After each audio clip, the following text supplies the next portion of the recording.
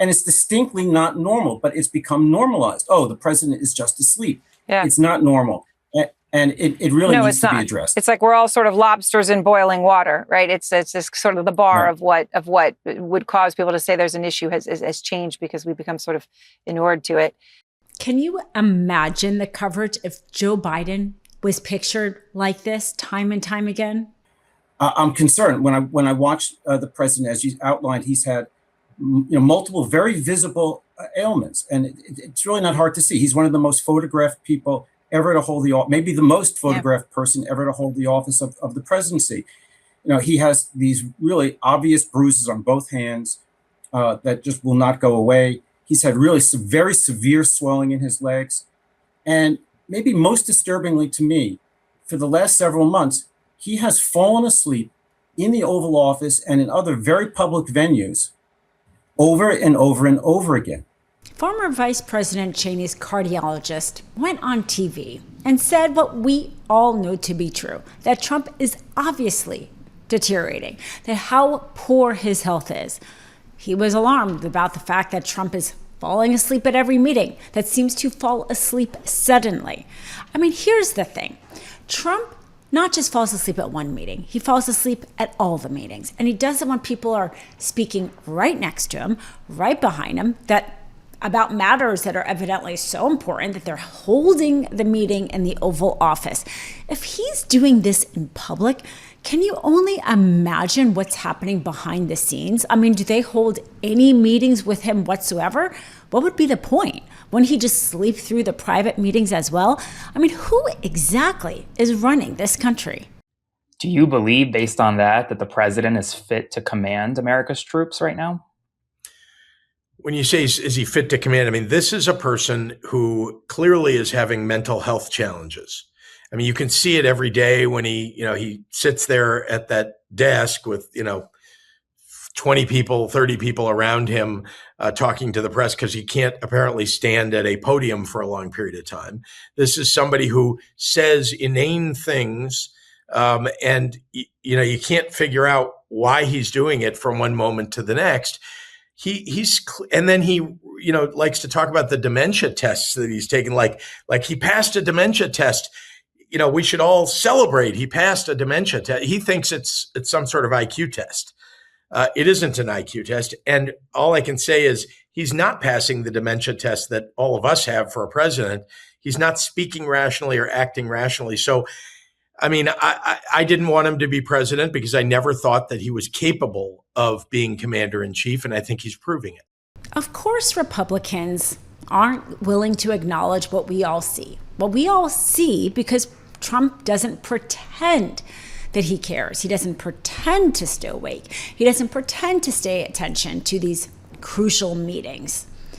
In fact, Republicans just want to cover for him. They want to cover for him, despite the fact that he's willing to do the bare minimum to even cover for his own health. I recently had a chance to say this on CNN because of the fact that I'm quite literally sick and tired of Republicans covering for somebody who doesn't even try to pretend he cares enough about the American people to stay awake during a meeting. Take a listen. He cares more about the ballroom than he does about inflation or gas prices. He can't even stay He up for definitely his cares meetings. about the gas prices. You know he cares about it. You know he's focused on the What gas is he doing prices. about it? He's creating a worse crisis with it. And also, he says the gas prices are fine. So that's actually not true that he's focused on the gas prices. Yes, he sleeps through literally every meeting. We see it in real time. This is after Joe Biden. Anything he doesn't This is like. after Joe Biden. I never beat up on Joe Biden. Okay, Joe Biden was not sleeping in front of the public in every meeting. We heard more from Donald Trump I don't know why you're covering for somebody who's not even pretending. He's not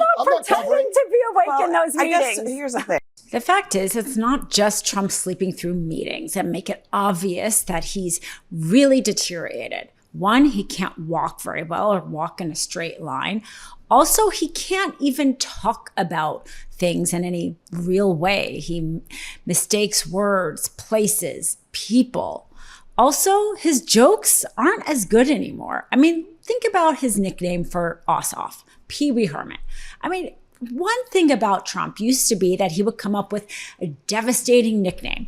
Him talking about, Jeb Bush, the nickname he gave for him stuck. But Pee Wee Herman? I mean, most people don't even know who Pee Wee Herman is.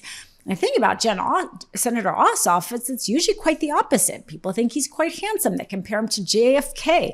So actually trying to compare him looks-wise is kind of a bad take, which used to be Trump's strength, was kind of revealing maybe the inner weakness of somebody in a way that sticks.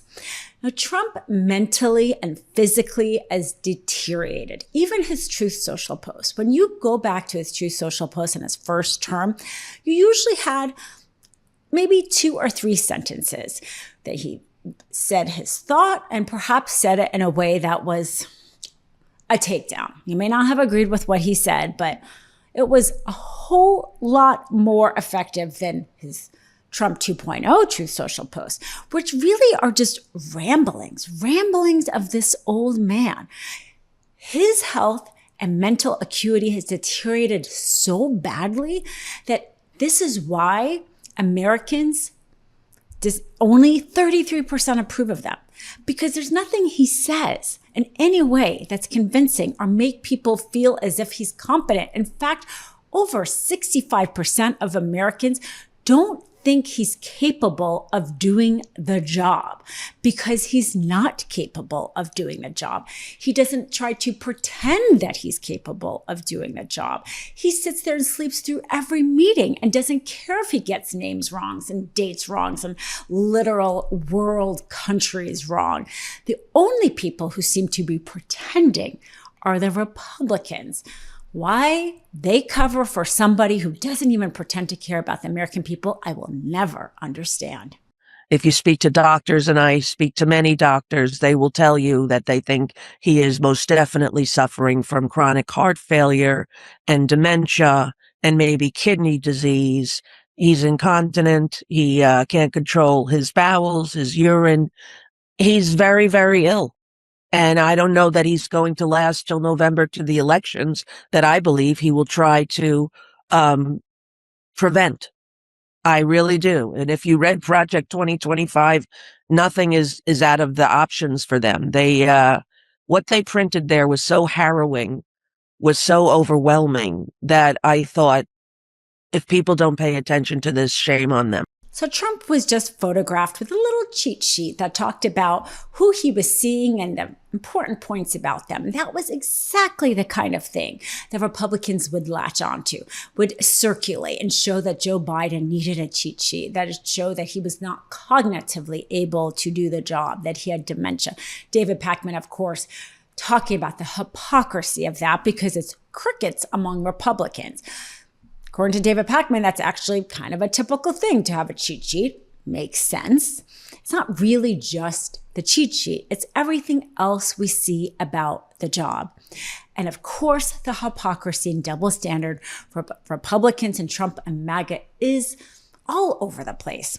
Natalie Harp is one perfect example because what they did to Monica Lewinsky compared to Jon Ossoff just mentioning her name is, of course, worlds apart. And they are so clutching their pearls about it.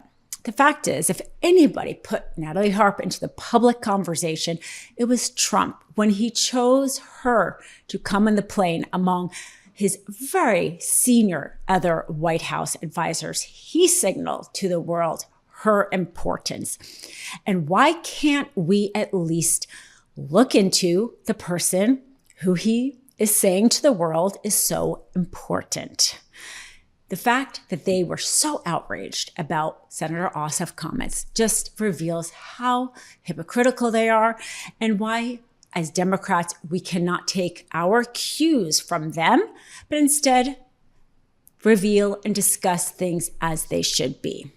Probably not need to go into Natalie Harp herself, her obsession with Trump. To me, that seems maybe unnecessary. It's not really how obsessed she is or not with him that's important. It's what he does with her. And it sounds like he's willing to have her be close to him without security clearance. That is much more worrisome than how much she does or doesn't like Trump. But either way, Republicans' hypocrisy seems to have no end. Breaking news right now, my brothers and I wrote a book. It's called WTF America. And well, doesn't that just say it all? It comes out officially this October, but you can pre-order your copy today. Just scan the QR code or click the link in the description below.